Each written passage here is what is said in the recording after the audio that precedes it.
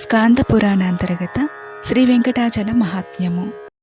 పూర్వము దేవయుగంలో ఒకనాడు నారద మహర్షి వివిధ రకాల రత్నాలతో ప్రకాశిస్తున్న సుమేరు పర్వతం మీదకి వెళ్ళాడు. ఆ పర్వతం మధ్యలో ఉన్న విశాలమైన ప్రాంతము బ్రహ్మదేవుడి నివాస స్థానము.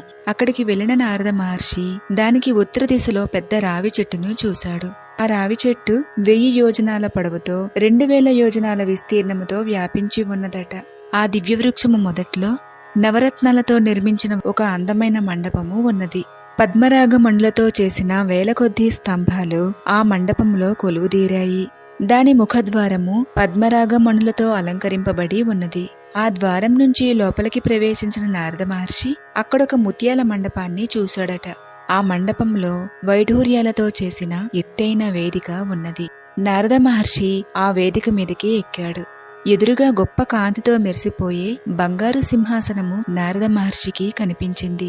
ఆ సింహాసనం మీద 1000 రేకులతో 1000 చంద్రుల కాంతితో వెలుగొందుతూ కర్ణికా కేసరాలతో ప్రకాశిస్తున్న ఒక అందమైన తామర పుష్పాన్ని నారద మహర్షి చూశాడు.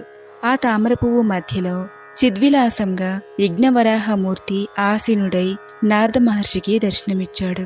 బ్రహ్మ, వశిష్ఠుడు, అత్రి, మార్కండేయుడు, భృగువు లాంటి మహర్షులు ఆ యజ్ఞవరాహమూర్తిని సేవిస్తున్నారు. ఆ విధంగా లోకపాలకులతో, గంధర్వులతో, అప్సరసలతో సేవింపబడుతున్న ఆ వరాహమూర్తికి నారదుడు ఎంతో భక్తిగా నమస్కరించాడు. భూదేవి రాక. అదే సమయములో దేవదుందుభులు మ్రోగాయి. ఆ ధ్వనితో పాటు రత్నాభరణాలు ధరించిన భూదేవి తన చెలికెత్తలతో కలిసి అక్కడికి వచ్చింది. భూదేవి సకులు 2 పేర్లు ఇలా, పింగళ. తన చెలికెత్తలు అయిన ఇలా, పింగళ తెచ్చిన పూలను తీసుకుని వరాహమూర్తి పాదాల మీద చల్లింది భూదేవి. అప్పుడు వరాహమూర్తి సంతోషించి భూదేవిని తన ఒడిలో కూర్చోబెట్టుకున్నాడు. వరాహమూర్తి భూదేవిని కుశల ప్రశ్నలు వేసి, దేవి, నిన్ను మోస్తూ ఉండమని నీ కింద పాతాళంలో ఆదిశేషుణ్ణి నిలిపాను. అలాగే నీకు సహాయంగా ఎన్నో పర్వతాల్ని నీ మీద నెలకొల్పాను. ఎందుకు ఇక్కడికి వచ్చావు? నీకేమైనా కష్టం కలిగిందా చెప్పు అని వరాహమూర్తి భూదేవిని ప్రశ్నించాడు. అందుకు భూదేవి, నాథా, పాతాళములో ఉన్న నన్ను పైకి తెచ్చి ఆదిశేషుని పడగల మీద ఉంచావు. నాకు తోడుగా నన్ను ధరించే శక్తి కలిగిన నీ అంశతో ఉండే పర్వతాల్ని ఏర్పాటు చేశావు. చాలా సంతోషము. అయితే నాకు ఆధారంగా ఉన్న పర్వతాలలో ఏవి ముఖ్యమైనవో తెలియచేయు. ఈ విషయం తెలుసుకుందామనే నేనిక్కడికి వచ్చాను అని భూదేవి వరాహమూర్తిని అడిగింది. ఆ మాటల్ని విన్న వరాహమూర్తి భూదేవికి ఈ విధంగా సమాధానం చెప్పటం ప్రారంభించాడు. భూలోకంలో ఉన్న పవిత్ర పర్వతాలు. సుమేరుర్ హిమవాన్ వింధ్యో మందరో గంధమాదనః సాలగ్రామశ్చిత్రకూటో మాల్యవాన్ పారియాత్రకః మహేంద్రో మలయ సహ్యః సింహాద్రిరపి కైవతః మేరుపుత్రో జనే నామశైల స్వర్ణమయో మహాన్ ఏతే శైలవరాః సర్వే త్వదాధారా వసుంధరే సాలగ్రామశ్చ సింహాద్రి శైలేంద్రో గంధమాదనః ఏతే శైలవరా దేవీ దిశం హైమవతీం శ్రితాః దక్షిణస్యాం ప్రతీతాంస్తు వక్ష్యే శైలాన్ వసుంధరే అరుణాద్రిర్ హస్తిశైలో గృద్రాద్రి ఘటికాచలః ఏతే శైలవరాః సర్వే క్షీరనద్యా సమీపగా హస్తిశైలాదుత్తరతః 5 యోజన మాతృతః సువర్ణముఖరీ నామ నదీనాం ప్రవరా నదీ తస్య ఏవోత్తరే తీరే కమలాఖ్యం సరోవరం తత్తీరే భగవానాస్తే సుఖస్య వరదో హరిః బలభద్రేణ సంయుక్తః కృష్ణో భక్తార్తినాశనః వైఖానర్మునిగణైర్ నిత్యమారాధితో మలైః. దేవి, సుమేరువు, హిమవంతము, వింధ్య, మందరము, గంధమాదనము, సాలగ్రామము, చిత్రకూటము, మాల్యవంతము, పారియాత్రికము, మాహేంద్రము, మలయము, సహ్యాద్రి, రైవతము, మేరుపుత్రము, అంజనాద్రి అనే పర్వతాలన్నీ నీకు ఆధారమైనవి.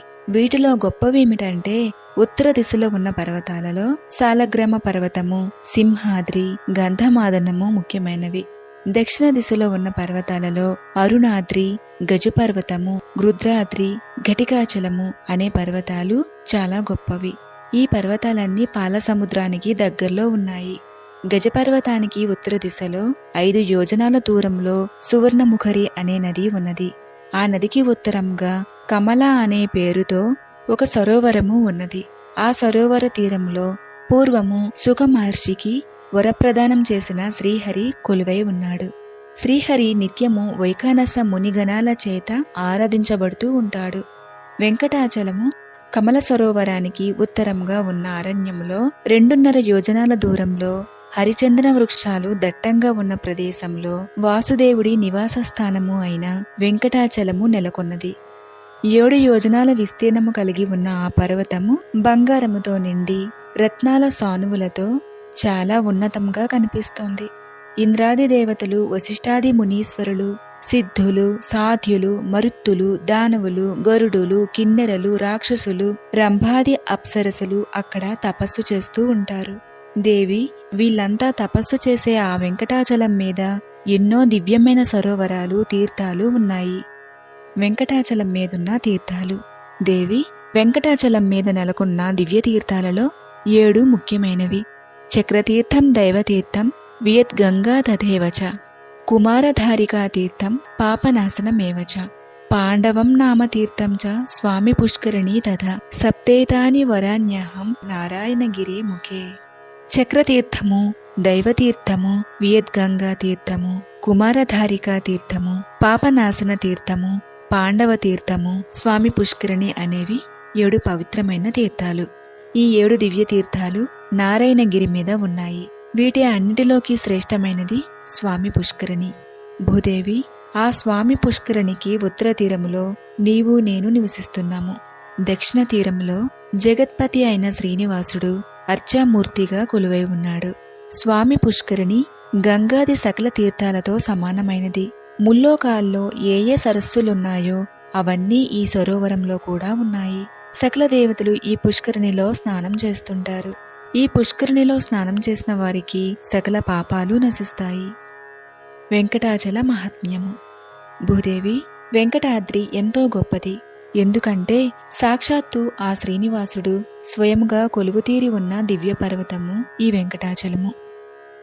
దేవాశ్చ ఋషియశ్చైవ యోగిన సనకాదయః కృతేంజనాద్రిం త్రేతాయాం నారాయణగిరిం తథా ద్వాపరే సింహశైలం చ కలౌ శ్రీ వెంకటాచలం ప్రదంతీహ విద్వాంసః పరమాత్మాలయం గిరిం. దేవి, దేవతలు, ఋషులు, సనకాది యోగులు కృతయుగంలో అంజనాద్రి, త్రేతాయుగంలో నారాయణాద్రి అని, ద్వాపర యుగంలో సింహాద్రి అని, కలియుగంలో శ్రీ వెంకటాద్రి అని ఆ పరమాత్మకి స్థానమైన స్థావరాలు అని చెబుతారు.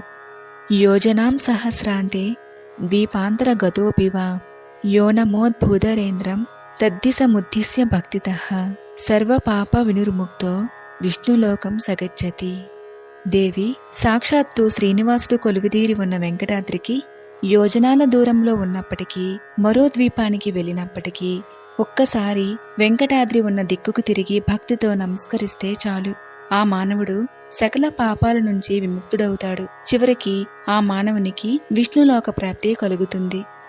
దేవి, దివ్యమైన వెంకటాద్రి మీద స్వామి పుష్కరిణి తరువాత 6 మహిమాన్వితమైన తీర్థాలున్నాయి. మొదటిది కుమారధారా తీర్థము, రెండవది తుంబుర తీర్థము, 3 ఆకాశగంగ, 4వది పాండవ తీర్థము, పాపనాశన తీర్థము, దేవతీర్థము.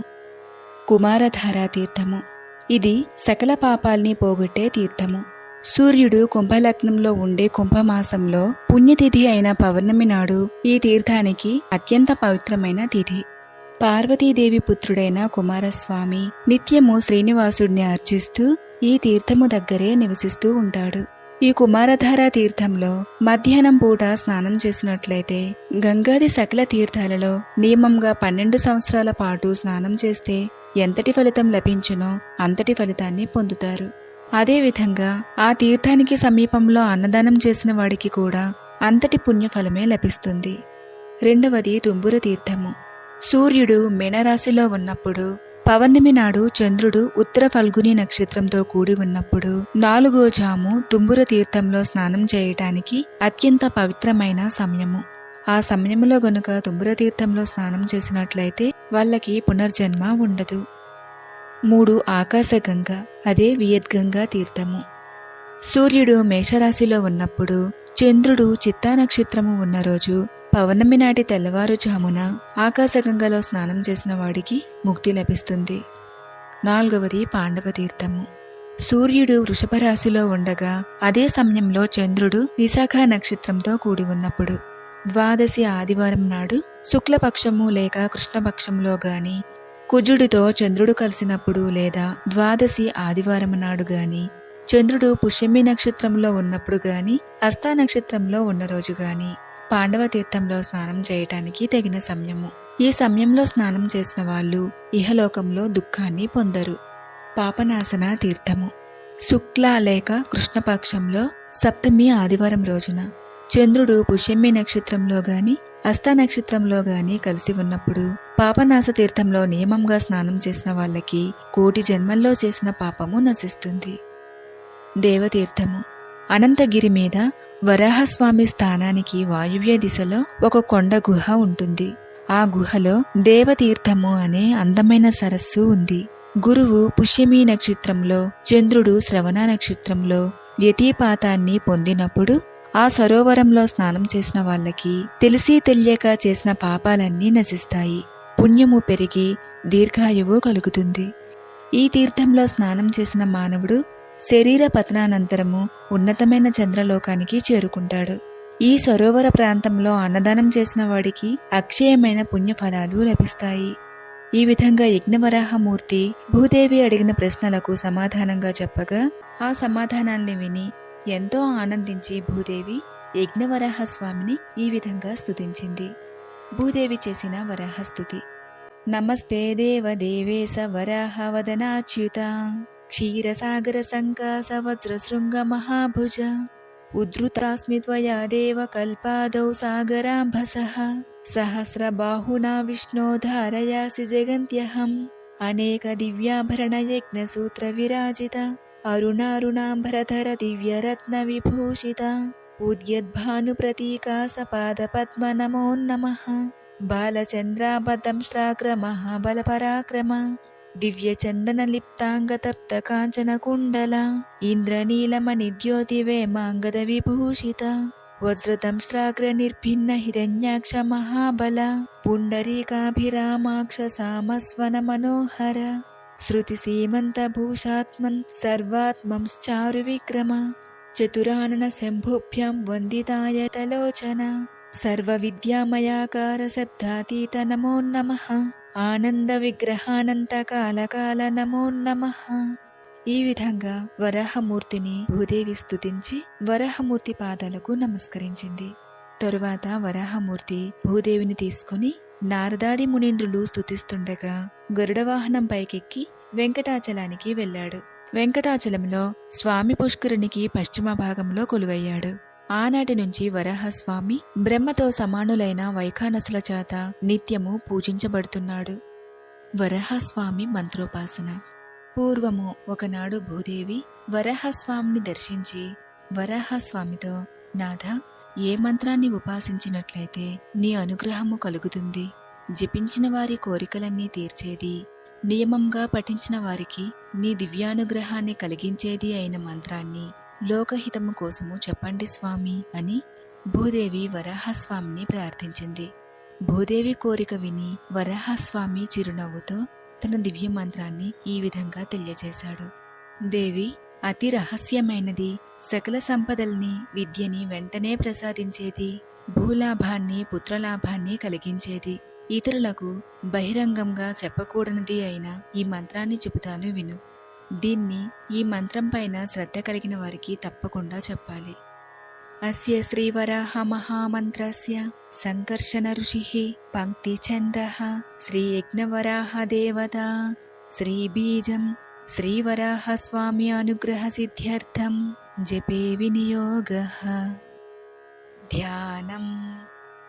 శుద్ధస్ఫటిక శైలాభం రక్తపద్మదలేక్షణం వరాహవదనం సౌమ్యం చతుర్బాహుం కిరీటినం శ్రీవత్సవక్షసం చక్రశంఖాభయకరాంబుజం వామోరుస్థితయా యుక్తం త్వయా మాం సాగరాంబరే రక్తపీతాంబరధరం రక్తాభరణభూషితం శ్రీకూర్మపృష్ఠమధ్యస్థ శేషమూర్త్యబ్జ సంస్థితం.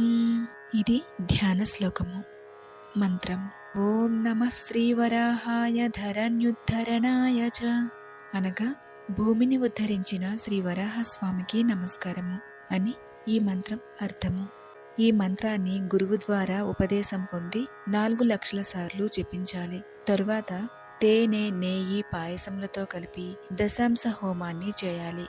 నిత్యము ధ్యానంతో సహా ఈ మంత్రాన్ని 108 సార్లు పఠించినట్లయితే వాళ్ళకి సర్వశుభాలు కలుగుతాయి. పూర్వము ఈ మంత్రాన్ని కృతయుగంలో ధర్ముడనేవాడు బ్రహ్మ ద్వారా ఉపదేశం పొంది జపించాడు. ఇంద్రుడు, ఆదిశేషుడు ఈ మంత్రాన్ని జపించి నా అనుగ్రహాన్ని పొందారు. ఆదిశేషుడు ఈ మంత్రాన్ని జపించటం వల్లే భూమిని భరించగలిగిన సామర్థ్యాన్ని పొందాడు అని భూదేవికి శ్రీహరి అయిన వరాహస్వామి చెప్పాడు. ఆనంద విమానము. పూర్వము వైవస్వత మన్వంతరము కృతయుగంలో జరుగుతున్నప్పుడు వాయుదేవుడు శ్రీహరి కోసము గొప్ప తపస్సు చేశాడు. ఈ తపస్సు ఫలితంగా శ్రీనివాసుడు శ్రీదేవి భూదేవి సమేతుడై స్వామి పుష్కరునికి దక్షిణ భాగములో ఆనందము అనే విమానం మీద నివసించసాగాడు. ఆ విధంగా నిలిచిన స్వామిని కుమారతీర్థంలో ఉన్న కుమారస్వామి నిత్యము అర్చిస్తూ ఉండేవాడు. ఆ విమానం నచ్చిన శ్రీనివాసుడు కల్పాంతం దాకా అక్కడే అదృశ్యంగా నివసిస్తూ ఉండాలని నిర్ణయించుకున్నాడు. ఒకనాడు అగస్త్య మహర్షి అక్కడికి వచ్చి విమానంలో నివసిస్తున్న శ్రీనివాసుడిని 12 సంవత్సరాలు ఆరాధించి శ్రీనివాసుడిని సంతోషపరిచాడు. అగస్త్య మహర్షి శ్రీనివాసుడిని ప్రభు, అందరినీ కనిపించేలా ఈ ఆనంద శిఖరం మీద నివసించు అని కోరగా శ్రీదేవి భూదేవి సహితుడైన శ్రీనివాసుడు ఈ విధంగా అన్నాడు. అహం దృశ్యో భవిష్యామి తత్కృతే సర్వదేహినాం ఏతద్విమానం దేవర్షే న దృశ్యం స్యాత్ కదాచన ఆకల్పాంతం మునీంద్రాస్మిన్ దృశ్యోహం నాత్ర సంశయః. అనగా, అగస్త్య, నీ కోరిక ప్రకారము ఇకపైన సకల జీవులకి నేను కనిపిస్తాను. అయితే ఈ ఆనంద విమానం మాత్రము ఎవరికీ కనిపించదు. ఈ కల్పాంతం వరకు నేనిక్కడే కొలువుంటాను అని స్వామి అగస్త్యునితో చెప్పగా విన్న అగస్త్య మహర్షి ఎంతో సంతోషించి స్వామికి తిరిగి నమస్కారం చేసుకుని తన ఆశ్రమానికి వెళ్ళిపోయాడు. ఇక ఆనాటి నుంచి చతుర్భుజుడైన శ్రీనివాసుడు ఈ విమానం నుంచి అందరికీ దర్శనమిస్తున్నాడు. కుమారస్వామి, వాయుదేవుడు నిత్యము స్వామిని అర్చిస్తూ ఉన్నారు. ఇది స్కాందపురాణంతర్గత వెంకటాచల మహాత్మ్యము. ఓం భూదేవి సమేతస్య యజ్ఞవరహస్వామినే నమో నమః.